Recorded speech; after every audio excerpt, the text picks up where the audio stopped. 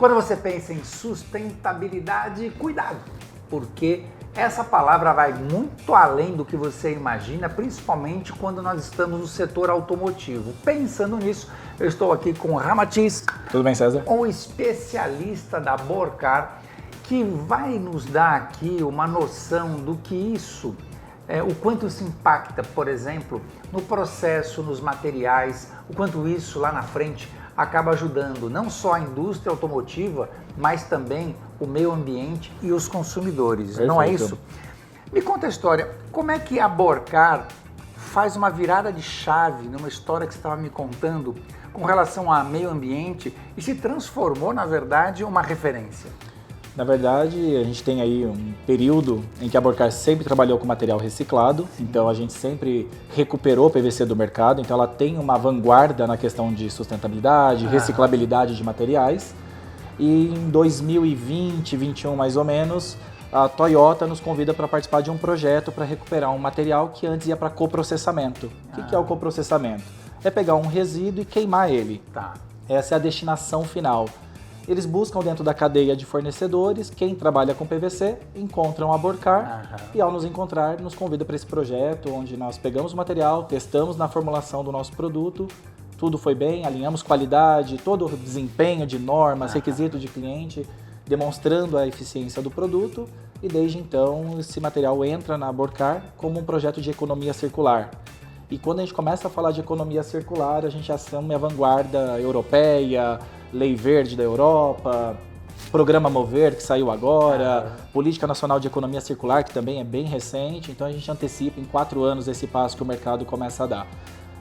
Inclusive, mais recentemente, a gente acaba de ser aprovado para demonstrar o projeto de economia circular da Borcar no Fórum Mundial que vai acontecer aqui em São Paulo este ano. Verdade. Como projeto case de sucesso na América Latina e Caribe, como um projeto super bacana aí dentro da economia circular. Não falei para você que quando a gente vai falar de sustentabilidade, ainda mais com um especialista como esse, vai muito além daquilo que a gente imagina. Talvez a primeira coisa que deve ter soado nos seus ouvidos aí, para aquele que não conhece do setor, PVC. Muitas pessoas acham que o tapete bom, que é o tapete equipamento original, ele é de borracha, mas na verdade ele é PVC, não é isso? PVC, mas a gente tinha, né, por longos anos o mercado trabalhou com a borracha, material mais pesado, e a característica principal da borracha é o odor.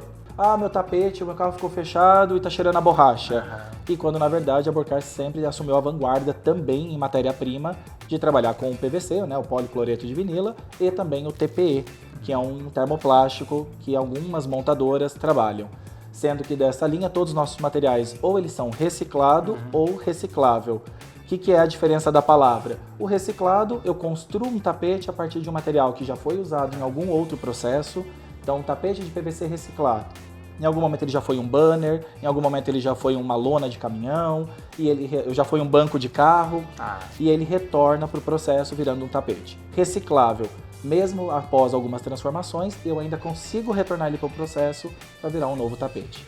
Como anda dentro da indústria automotiva essa preocupação nos estudos de materiais?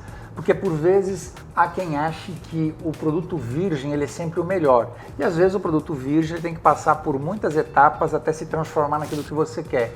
E às vezes o produto reciclável ele já traz com ele uma série de ingredientes, uma série de tecnologias que está mais fácil ele se transformar em um tapete, por exemplo, do que um material virgem. Como é que é isso?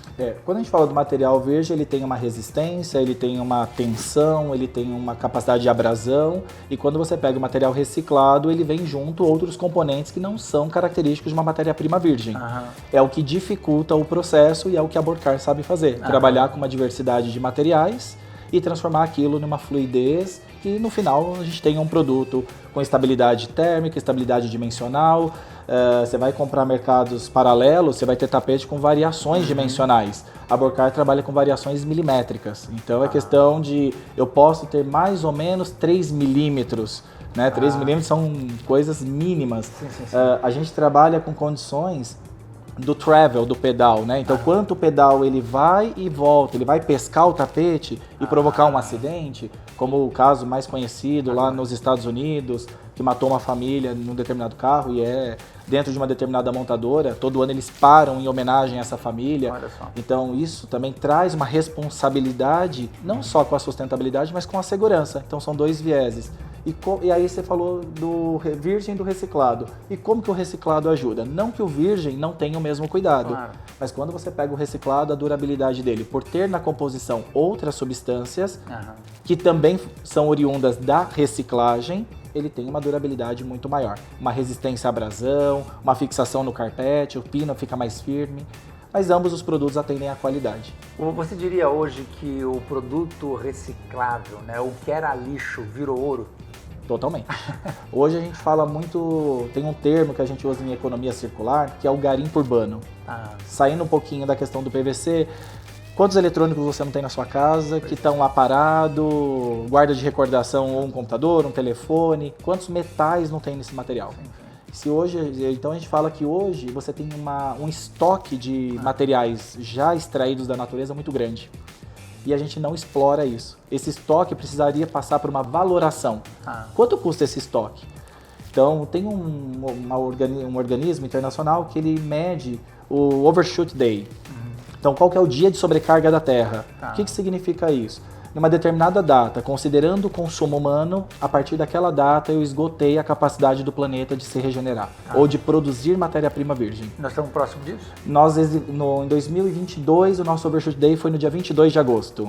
Tudo que nós conseguimos, produzimos e consumimos após 22 de agosto é o que a gente já considera consumimos o estoque do planeta. E o que eu acho que muita gente não entende é que nós não estamos falando sobre acabar com o planeta Terra. O que nós estamos falando é acabar com a vida humana na Terra, né? Exato, a gente não vai ter estabilidade, porque o planeta vai continuar existindo, ponto. Acabou.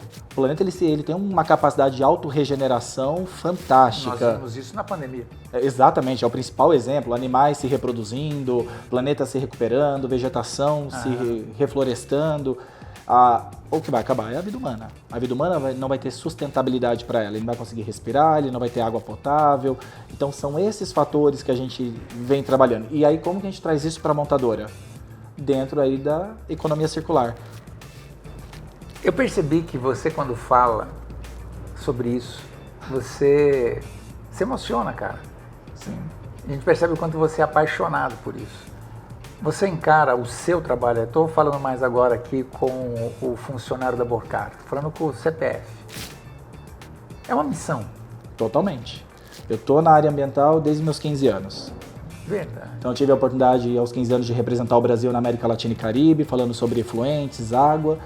E eu brinco que eu não escolhi a área me escolheu. Então sempre fui envolvido e eu era da área ambiental, ambientalista. Qual é a lógica que eu trago para o ambiente corporativo? Eu aprendi muito de legislação, muito de vários fatores ambientais para contrapor a indústria. E eu via que carecia dentro da indústria de pessoas que conheciam o que eu conhecia e aplicasse aquilo para o empresariado. Então eu falo, eu preciso mudar essa chave. E é isso que eu tento trazer. A direção não é ir contra eles, é se juntar a eles e para que juntos Exato. sejamos mais fortes. Hoje a gente fala de ESG. Então, eu vejo que tem uma gama de pessoas se apropriando de ESG e que não tinham um conhecimento ambiental e hoje tem.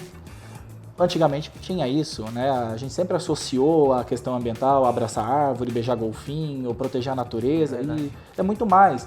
Qual o impacto da indústria produzindo, qual o impacto da indústria reciclando?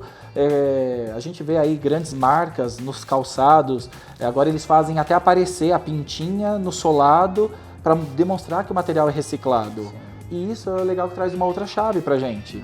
Hoje a gente vê uma grande indústria calçadista focada em como que eu demonstro para o meu cliente que aquilo é reciclado e eu agrego valor econômico para aquilo. E era isso que eu ia te perguntar. Como a gente consegue falar aqui com o consumidor para que ele tenha a certeza de que ele está comprando um produto que ele é reciclado ou reciclável? A primeira coisa que eu acho que precisa acontecer, César, é uma mudança de mentalidade. Acho que a gente já falou um pouquinho disso, você bem pontuou, que é a questão do nem tudo que é reciclado é ruim. Né? O virgem é um material bom, ele é mais bonito, naturalmente. Mas não necessariamente. Ele é melhor. Então é essa composição de mentalidade que nós, como consumidores, precisamos começar a fazer. Em que sentido que eu digo isso? Você vai lá e compra um determinado tênis de uma determinada marca que tem lá 30% na composição de material reciclado. Não afetou a qualidade, você pagou até mais caro por aquilo, porque o marketing te convenceu que aquilo é bom. Quando você olha para um tapete 100% virgem, o material é pretinho, é muito bonito, ele não tem um aspecto opaco, ele tem algumas características diferentes. Agora, quando eu olho para o reciclado, não, é um material mais duro, é um material mais resistente, é um material que vai ter um esbranquiçado, vai ter um leve acinzentado. Ah, mas eu não gosto da cor. E aí é onde entra a mudança de mentalidade, que essa geração mais nova vem olhando para isso. A geração mais nova, ela está antenada em questão de sustentabilidade, extração, consumo, pós-consumo, ciclo de vida do material. Se não houver uma mentalidade da qual eu olho para o material reciclado e entendo que aquela é a minha contribuição durante o consumo, eu vou sempre preferir o virgem. Né? E nós temos aí uma montadora de carro, tem um carro aí, se não me engano é o EC400, que eles se vangloriam desse carro ser aí 70%, 80%, 90%, se não me engano, reciclado. Toda a estrutura do carro, exceto peças muito especiais que não são. Se uma montadora dessa, num carro de luxo, traz essa composição, por que a marca popular ainda não trouxe? O que a montadora está esperando? E aí vem um desafio 2. O que a engenharia de materiais das montadoras vem pensando para se estruturarem para esse novo segmento? Porque faz pouco tempo a gente saiu com o programa Mover.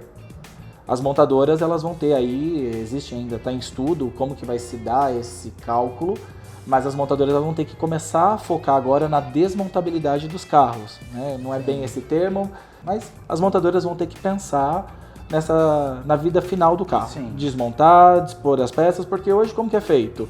Os carros das montadoras de frota, eles são não são desmontados. Tira-se os líquidos, gases, né, líquidos inflamáveis, coisas do tipo, amassa tudo, siderúrgica. E como é para você, pessoalmente, trabalhar numa empresa como a Borcar, que tem, né, essa visão, tem isso como propósito, a sustentabilidade? É extremamente prazeroso pelo fato de que nós estamos numa indústria que não limita a gente do raciocínio, da busca constante, do teste, da inovação. Né? Isso é algo que a Borcar assim, deixa abertamente. Eu trabalhei na indústria automotiva, né? Em 89 eu fui piloto de teste da Auto Latina, era a fusão da Volkswagen com a Ford e tudo e tal. E eu costumo dizer aqui, deixar muito claro, de que o que nós temos no Brasil e no mundo são montadoras. Quem desenvolve realmente o carro são os sistemistas. Exato. Então é quem faz o motor, é quem faz o câmbio, é quem faz a porta, é quem faz o tapete, é quem faz o airbag. Não é a montadora que faz aquilo, ela na verdade gerencia tudo aquilo, mas quem tem realmente a capacidade, o know-how de desenvolver, fazer e acontecer, são os fornecedores do equipamento original, que é aonde você está, não é isso? E o mais legal dessa sua pergunta é que isso demonstra, e até normativamente falando, IATF, né, que são as normas que regem os sistemistas e fornecedores da indústria automobilística, ISO 14001, como que nós, como fornecedores, influenciamos nossos clientes à utilização de materiais reciclados, recicláveis. Isso é bem interessante, porque de fato o desenvolvimento, o conhecimento da peça, o conhecimento técnico, óbvio, a montadora conhece muito, tem times maravilhosos, mas de fato nós entendemos de tapete. E você entende agora de sustentabilidade? A aula que tivemos aqui para uma pessoa que não é só comprometida com o tema sustentabilidade, a gente percebe o quanto ele é apaixonado. Cabe agora cada um de nós fazermos a nossa parte. Na hora que for comprar um tapete, vê ali, né, se é um tapete que tem essa qualidade da Borcar, se você está se relacionando com empresas que têm esse compromisso, e tudo parte do consumidor, né? Quem manda é o consumidor. Em algum momento é você, né, que vai determinar o ritmo com que a gente vai cuidar do planeta Terra. Não é isso? Perfeito. Muitíssimo obrigado. Eu que agradeço. Sabe tudo, você é um gênio, Imagina cara. que é isso, sabe? Caramba! Sabe algumas coisinhas. Obrigado. Valeu. Espero ter contribuído aí para todo mundo entender um pouquinho mais desse mercado. Aula aqui agora. Valeu.